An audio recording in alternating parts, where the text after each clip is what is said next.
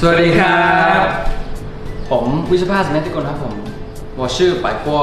สวัสดีครับชื่อบิวจักรพันธ์พุทธาครับ我是จินเจี้ยนเฉิน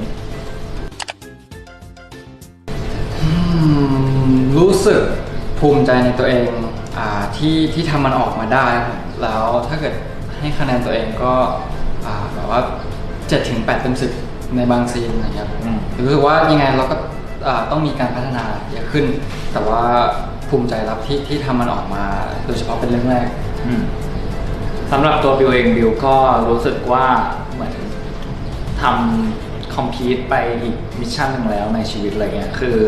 เราภูมิใจกับผลงานชิ้นนี้มากแล้วเราก็ตั้งใจกับมันมากจริงๆอะไรเงี้ยถามว่าซีนไหนดีที่สุดไหมมันดีทุกซีนเพราะว่า เราตั้งใจกับมันจริงๆเราอยากให้มันออกมาดีครับสำหรับผมก็ไม่มีซีนไหนที่แบบว่าจะเรียกได้ว่าแบบเป็นซีนโปรดคือประทับใจทุกซีนแล้วก็ชอบทุกซีนเหมือนกันคืออยากจะบอกเลยว่าซีนทุกซีนที่อย่างน้อยที่เราถ่ายซีนซีนเดียวหรือว่าซีนคู่อะไรเงี้ยเขาเอามาใช้หมดเลย ไม่ว่าเราจะเล่นยาวแค่ไหนเขาก็เอามาใช้คือก็อย่างที่บอกประทับใจทุกซีนแต่ว่าไม่มีอะไรที่เพราะว่าเพราะตอนนั้นเราก็สมบทบาทเป็นตัวละครอยู่เนี้ยไม่ว่าเราจะทำอะไรเขาสามารถเอามาใช้ได้หมดเลยพูดได้เลยว่าการถ่าย EP 11-12 เป็นอะไรที่ยากมากเลยเพราะว่าเราถ่ายติดกัน2 วันเลยครับเราถ่ายโลเคชั่นก็คือไกลจากบ้านไกลจากเมืองมากเลยครับผมเราก็เตรียมตัวคือเราเวิร์กช็อปมาก่อนแต่ว่าคือถ่ายทั้งวันทั้งคืนแบบ3 วันติดกันเลยจริงทั้งวันทั้งคืนแล้วก็ตอนนั้นมีเวลานอนแค่ประมาณ 4-5 ชั่วโมงจริงแค่3 กว่าจะไปแบบทำอะไรเสร็จกว่าจะได้เข้านอนแล้วก็ต้องวนลูปกลับมาตี 4มาเราต้องแบบว่านอนออนโลเคชั่นเลยจริงแล้วคือสภาพหน้าแต่ละอิดโรยดูโซมากครับเพราะว่าแต่ละซีนมันหนักมากจริงๆแล้วก็2 วันติดด้วยอย่างเงี้ยคือมันมีหลายแบบอิโมชันแนลมากๆใช่แล้วแต่ว่าก่อนที่เราจะไปถ่ายทำเรามีการเวิร์กช็อปมาตลอดครับมันเลยแบบแต่ละซีนเนี่ยมันผ่านไปได้ใช้เวลาค่อนข้างโอเคเป็นไปตามที่เขากำหนดไว้แต่ก็ยังยากอยู่ยากสำหรับเราครับผมตอนแรกที่เจอบิวก็คือวันไปแคสนี่แหละก็ใส่เล่ามาหลายครั้งก็ผมทองใช่ผมมีไฮไลท์สีทองแล้วก็แต่งตัวเขาก็แต่งตัวสไตล์นี้แหละบอกว่าเป็นเอกลักษณ์ของเขาที่ว่าคนนี้เขาแบบว่ามีสไตล์บอกว่าชอบแบบการเอ็กซ์เพรสตัวเองอะไรอย่างเงี้ยครับแล้วก็ตอนนี้ก็ไม่ได้คิดไปแต่งนะเพราะว่าก่อนหน้านี้บิวก็ไปทำผมสีฟ้าเพิ่งย้อมกลับใช่ไหมย้อมกลับใช่ก็ไม่ได้ต่างอะไรจากครั้งแรกที่เจอเท่าไหร่ก็คือยังเหมือนเดิมสำหรับตัวไบเบิลเองคือครั้งแรกที่เจอก็รู้แล้วว่าคนนี้เล่นเป็นเวกัสอะไรเงี้ยแล้วก็เขาก็เหมาะสมกับบทเวกัสจริงๆแล้วมาถึงตอนนี้ก็ตอนแรกเขาเป็นคนที่เข้าถึงยากนะ แต่ตอนนี้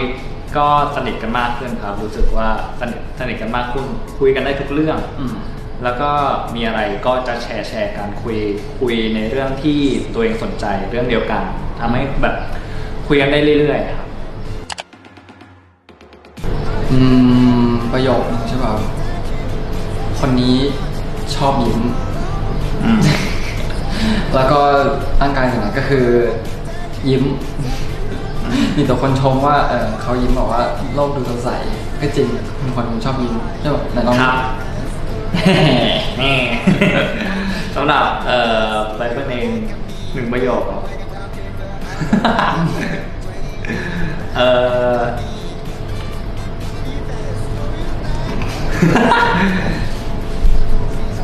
เท่ตลอดเวลา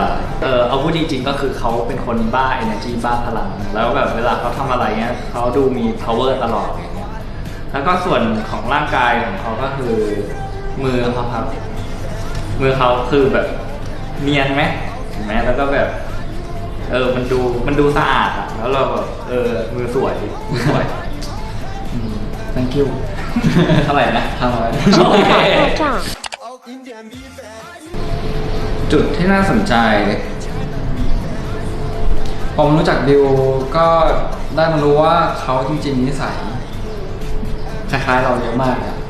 แล้วผมคิดว่าที่น่าสนใจก็คือว่าเราชอบทุกสิ่งคือแบบสิ่งที่คล้ายๆกันนะมีหลายอย่างที่เราชอบเหมือนกันมากเลยอันนี้ก็ประทับใจว่าแบบคนเราจะมีรสนิยมที่แบบคล้ายกันขนาดนี้เลยเหรอ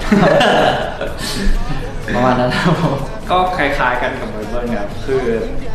มีอะไรคล้ายๆกันเหมือนกันอะไรเงี้ยชอบรสนิยมเหมือนกันอะไรคล้ายๆกันแล้วก็แบบเรื่องหัวข้อที่คุยกันก็เป็นเรื่องเดียวกันทำให้แบบมันคุยได้เรื่อยๆมันไม่มีอะไรแบบขัดแย้งหรือคอนฟ lict อะไรเลยไม่มีครับ เราคุยกันแค่แบบส่วนตัวว่าอยากแสดง เป็นบทบาทคาแรคเตอร์แบบ character แบบไหน เป็นเนื้อเรื่องแบบไหน แต่ว่าพูดถึงแพลนจะว่าเป็นแพลนไม่ได้แค่บอกแค่เกินไปเฉยๆเกินแต่ว่า maybe I don't know ไม่รู้ อาจจะแต่ว่าเรื่องที่คุยกันก็คืออยากเล่นเป็นแบบแนวสืบสวนอะไรเงี้ยอ๋อแมวใครแมวผม โอเค ก็คืออยากไปเล่นแนวแบบสืบสวนอะไรเงี้ยวิวรับบทเป็นแบบฆาตกรต่อเนื่องฆาตกรโรคจิตส่วนไบเบิลก็แบบรับบทเป็นใครนะเป็นแบบว่า detective จะไล่ล่าเขาอะไรเงี้ยแบบว่าผมไม่อยากเล่นแอคชั่นแล้วก็เขาอยากเล่นแบบว่าชอบสืบสวนด้วย คือที่อยากรับบทเป็นแบบนี้เพราะว่าเห็นภายนอกของคนแบบเนี้ยเขาอาจจะเป็นคนดีเป็นคนที่แบบสดใสร่าเริงแบบเป็นมิตรกับคนอื่นเงี้ยแต่ข้างในจิตใจของเขาอาจจะแบบบิดเบี้ยวเป็นแบบมากกว่านั้นก็ได้ส่วนไบเบิลนี่คือเขาอยากเล่นแอคชั่นจริงๆเล่นแอคชั่นไม่มีอะไรซับซ้อนจริงๆผมก็ appreciate ทุกคอมเมนต์ที่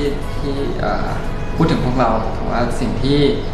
อาจจะทำให้ผมปลื้มมากกว่าเขินเนี่ยไม่ค่อยเขิน แต่ว่าก็คือตอนที่คอมเมนต์ถึงเรื่องที่เขาเห็นว่าเราทำงานหนักขนาดไหนที่เราใส่ใจทุ่มเทมาขนาดไหนอะไรเงี้ยผมรู้สึกว่าการที่คนอื่นหรือว่าแฟนๆมาเห็นว่าเราตั้งใจขนาดไหนมันทำให้ผมรู้สึกปลื้มมันทำให้รู้สึกว่าเราหายเหนื่อยเราเห็นหลายๆคอมเมนต์ที่คอมเมนต์มาอย่างเงี้ยมันทำให้เราแบบมีกำลังใจในการทำงานต่อไปหรือทำโปรเจกต์ต่อๆไปอะไรเงี้ยตัวส่วนตัวของบิวคือบิวชอบดูมีมที่หลายๆคนตัดต่อหรือทำอะไรเงี้ยมันดูแล้วแบบมันตลกดีนะถึงแม้ว่าแบบจะแกล้งจะหาทำพวกเราแค่ไหนก็ตามเนี่ยคือเราเห็นด้วยนะแบบถ้าขยันทำเราก็ขยันดูครับโอเค Good morning wake up it's time for school it's time for work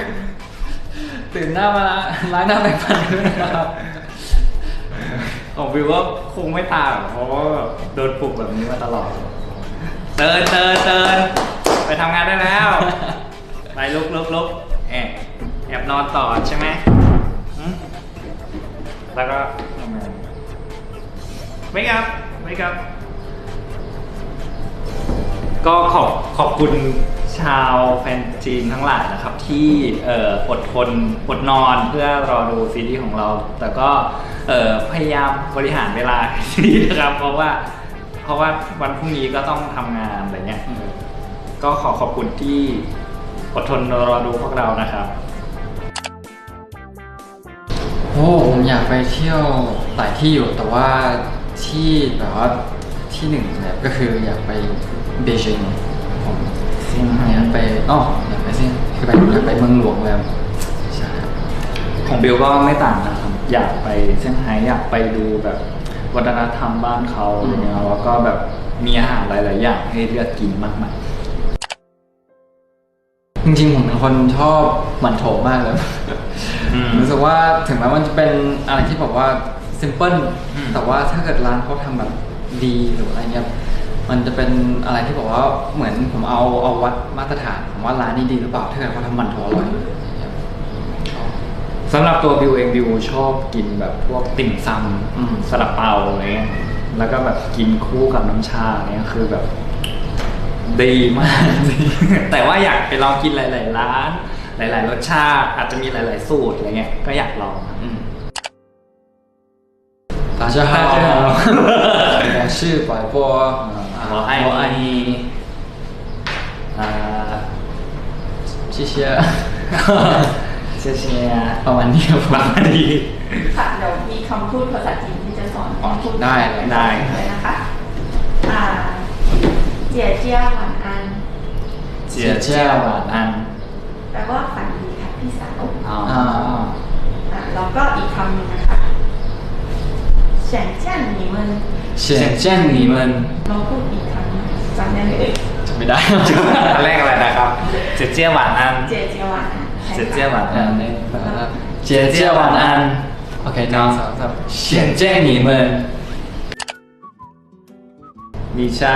我的心在哪边左边 No 在你那边啊โอเคผมหวังว่าจะได้ทำงานหลายๆโปรเจกต์ที่น่าสนใจแล้วที่ตัวเองอยากทำนะครับ แล้วสุดท้ายภายใน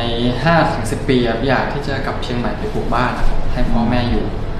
แล้วก็หวังว่าจะได้บินไปกับเชียงใหม่กรุงเทพเพื่อทำงาน สำหรับตัวบิวเองในอนาคตคือ อยากจะทำหลายๆโปรเจกต์เหมือนกันอาจจะอยากทำธุรกิจส่วนตัวอะไรเงี้ยแล้วก็อยู่ปลูกบ้านกลับไปปลูกบ้านที่ชลบุรี แล้วก็แบบเลี้ยงแมวสัก12 ตัวอะไรเงี้ยครับก็เลี้ยงแบบ เลี้ยงคนเดียวอะไรเงี้ยทำฟาร์มแมวอะไรเงี้ย เหนื่อยนะ โอ้ยเอาดิสู้ ตัวเดียวก็ไม่อยู่ ใช่แต่ว่าเร็วๆนี้ก็มีความฝันหนึ่งที่อยากวิ่งไล่ตามก็คือการเวิร์ทัวร์เนี่ยนะครับบอกเลยว่ามันเป็นอะไรที่แบบสามารถเติมเต็มในชีวิตเราได้ เป็นสิ่งหนึ่งที่อยากทำในชีวิตครับ เป็นอะไรที่ผมไม่เคยคิดว่าจะได้ทำ จริง แล้วแบบว่าเราไม่ได้คิดว่าเราจะมีโอกาสแบบนี้ครับมันเป็นโอกาสที่คือไม่ได้อยากคิดว่าเราจะได้แบบมี อืม มันเกินฝันมากเลยครับผมก็อันนี้ก็ทำเตรียมตัวอย่างเต็มที่อยู่ ในเมื่อโอกาสมันมาถึงแล้ว เราก็ต้องแบบเต็มที่กับมันก็อยากจะขอบคุณนะครับที่สนับสนุน Bible Bill แล้วก็ขอบคุณทุกคอมเมนต์ทุกความรักที่ทุกคนมีให้นะครับ ก็ไว้มีโอกาสอยากจะไปเที่ยวประเทศของคุณบ้าง ก็ยังไงก็ต้อนรับพวกเราได้นะครับ พวกเราอยากเจอทุกคนเหมือนกันครับวายนี่ ครับผม thank you for supporting us Bible Build don't forget to follow Kin Porsche the series every Saturday I'm sure you know on channel 131 at 11 for Kin Porsche La Forte the uncut version you can see it on iQIYI at 12 o'clock midnight thank you again for following us don't forget Kin Porsche World Tour 2022 on July 24th and 25th at Impact Arena bye bye